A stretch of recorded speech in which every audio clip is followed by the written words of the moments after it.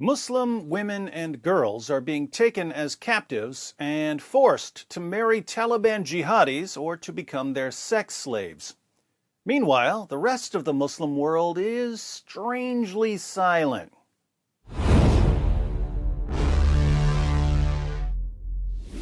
As the U.S. withdraws troops from Afghanistan, the Taliban is yet again showing us what Islam plans for the rest of the world. Taliban jihadis are rapidly taking over the country. When they conquer a town, they go to the local imams and ask for lists of all the unmarried women and girls in the town so that these unmarried women and girls can be divided up among the jihadis. And the imams gladly comply. The Daily Mail reports. Taliban fighters are going door to door and forcibly marrying girls as young as 12 and forcing them into sex slavery as they seize vast swaths. Yes, I know some of you say swaths and some of you say swathes. There's no agreed upon pronunciation anymore, so get over yourselves, you freaking pronunciation Nazis. Of Afghanistan from government forces. Jihadist commanders have ordered imams in areas they have captured to bring them lists of unmarried women aged from 12 to 45 for their soldiers to marry because they view them as ghanimat or spoils of war to be divided up among the victors. Fighters have then been going door to door to claim their prizes, even looking through the wardrobes of families to establish the ages of girls before forcing them into a life of sexual servitude. In areas that the Islamists have captured, women have been barred from going to school, working, or leaving their homes without a permit, activists have warned. Yes, ladies, if you want an education or a career, get out of Afghanistan while you still can. Last month, reports emerged that fighters had ordered imams and tribal elders to prepare lists of all women aged 15 to 45 who were unmarried or widowed so they could be married to their fighters.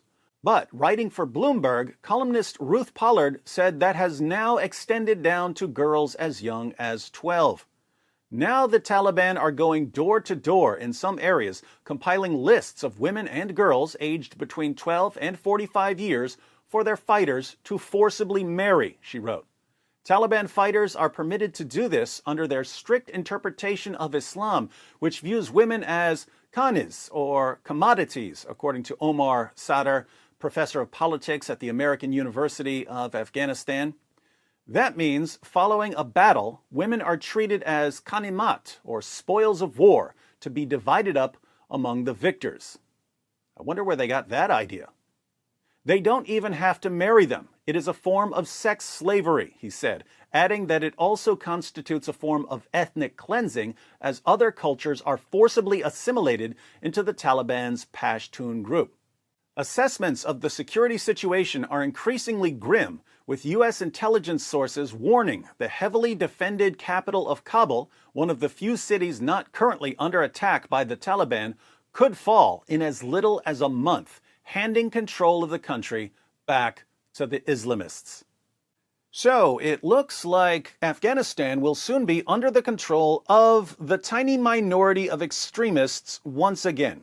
The United States of America, the most powerful nation on the planet, just spent 2 decades fighting this tiny minority of extremists. And yet, after 2 decades of this tiny minority of extremists standing their ground against the most powerful nation on earth, the tiny minority of extremists is still there, and apparently stronger than ever.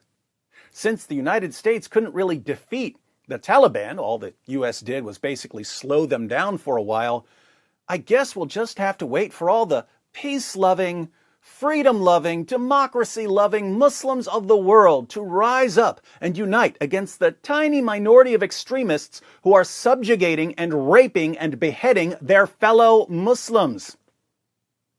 What's that? The peace-loving, freedom-loving, democracy-loving Muslims are too busy complaining about Islamophobia to do anything whatsoever to stop the tiny minority of extremists? Priorities, am I right?